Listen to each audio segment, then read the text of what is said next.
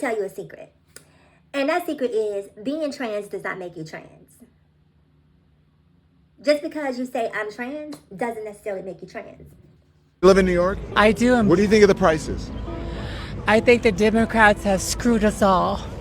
The Democrats in New Of York? course, I walked away from the Democrat plantation. I had to. Just because I'm transgender doesn't mean I need to be a Democrat. I hate what the city has become. It used to be beautiful and fabulous. And?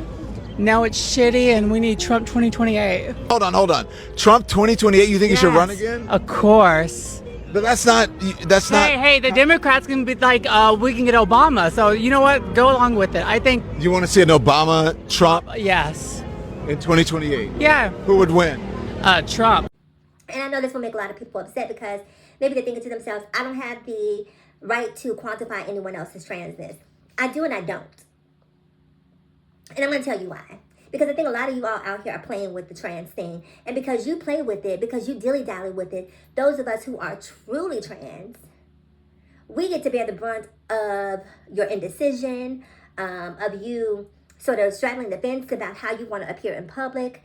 And those of us who understood the assignment, we had to go back and try to clean up the mess. So let me tell you guys, way back before I transitioned, and I knew since I was knee-high to a bullfrog who I was, right? And I thought that for a long time because I wanted to be what everyone else thought that I should be. I tried my best to be what everyone else thought I should be, but it just simply was not me. It wasn't. It was me living for them, and it was not me living for me. My mother passed away.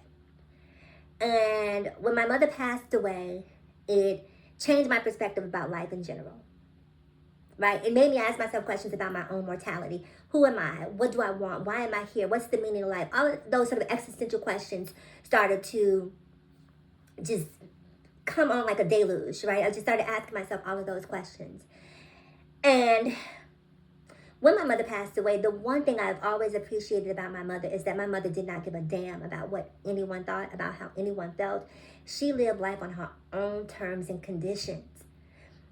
And I don't know if you've ever lost a parent, but if you have, then losing a parent is an experience that cannot be articulated. It is an experience that has to be experienced. And when she passed, and I started asking myself those questions, I said to myself, it's time. It is time for you to be who you are. The one person in this world who you cared about, their opinion is no longer here. And even prior to her leaving, because even though I hadn't completely transitioned, I was still, sort of living in the gray, if you will. Long hair, braids, eyelashes. I was gender nonconforming at that point. My mother would make me dresses. So we had reached a point prior to her passing that she knew that, the journey had begun. And when I decided to make that change, it wasn't like I was just like, okay, on Monday, I'm ready to make the change. And on Tuesday, I was chewing hormones, Mexican hormones. If you transition, you know about those Mexican hormones. It wasn't like I was able to do that. I had to go to, and I guess maybe the thing was I went through the proper channels, right, to transition. As an adult, I was over 18 at this point in time. And they forced me to talk to psychiatrists, psychologists. There was a whole bunch of therapy involved. And it was really them making sure that I was authentically trans and that this wasn't just some sort of flash of brilliance or flash in the bucket that I was having about wanting to be trans, that this is who you are. Because we're going to ask you the tough questions to make sure that this is what you want. You're going to be battle tested. So I had to go through that for 2 years. After those 2 years, I then had to live as a trans woman, not on hormone therapy, for 2 years. For 2 years. They wanted me to go to the movies, go out with friends, go to work. They wanted me to do everything that I would do in my normal everyday life as a trans woman. And I thought it was so ridiculous at the time because it's like, girl, I know who I am. I know what I want. Just give me what I'm asking you for. And they said, no, you're going to wait. If you want to do this, you're going to do it correctly. So 2 years came. I passed the test because this wasn't, a flight of fancy for me. This is something that I felt an innate calling to do and to be. So they gave me my first taste of hormones. It was, right? And the rest is history.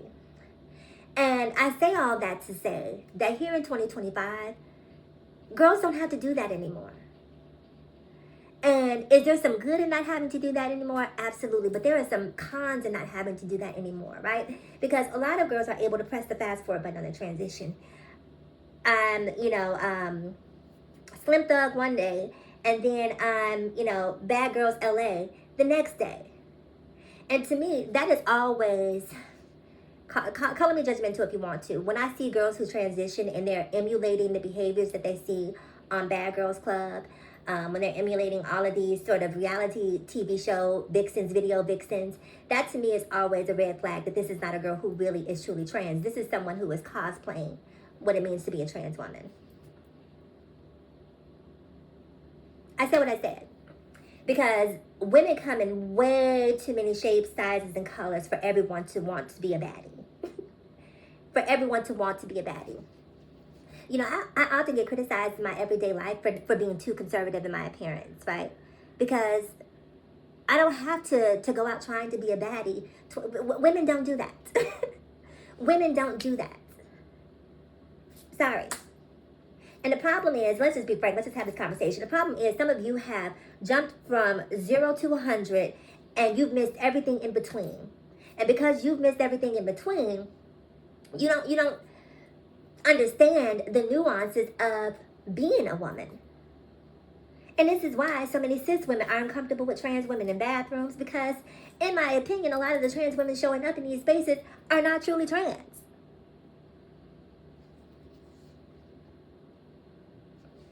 I told you we were going to be honest today. They're not truly trans. They're cosplaying trans. And you'll see them one day, I'm trans, and then the next day, all of a sudden, they're detransitioning. Girl, you were playing from the beginning. You may have had them fooled, but you did not have me fooled. I knew you were playing. You know, transitioning for trade, that's a whole other thing. Transitioning for sex work, that's another thing. You know, you see a lot of these girls who are really just gay boys living as trans women. Be the gay boy, dress up in drag, and be a gay boy if that's who you are. But don't come over here to the trans experience and start trying to ruin things for us. Now I'm going to say this and I'm going to get out of here real quick. I've been watching these videos like the one you saw at the beginning with Don Lemon talking to this trans woman, and she's talking about living on the plantation or decentering from the Democratic Party and the plantation.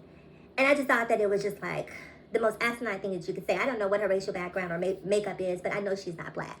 Drawing an analogy to the plantation when you're not black, I just thought was very distasteful. But it just speaks to the level of privilege that some of these non-black trans women get to live in, right? Black trans women understand the assignment. Black trans women are voting for a Kamala. Black trans women understand racism and bigotry. The Kara Cunninghams, the Blair Whites, the Caitlyn Jenners, they don't. Okay, they don't mind running around with a passport with a big old M on it because secretly, that's who they believe that they are. And if that's who they believe that they are, then don't come over here speaking up on trans issues because you're not trans. You're a man living as trans. Because as far as I'm concerned, anyone voting for Trump who claims to be trans is not a trans, because Trump believes in two sexes. You're either a man or you're a woman.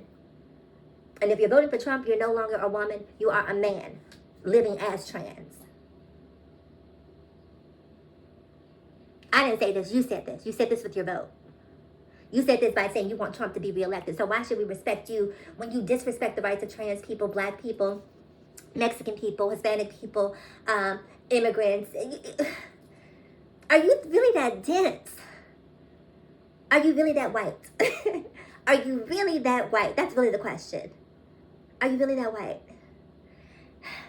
Anyway, you guys, I was just feeling frustrated and I just needed to get this off my chest. So I'm going to end the video here.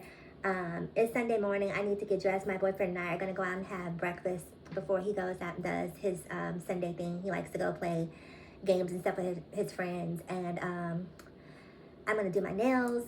And I'll see you guys in the next video. Comment below. I know this video will upset some of you, but if it does, good. Bye.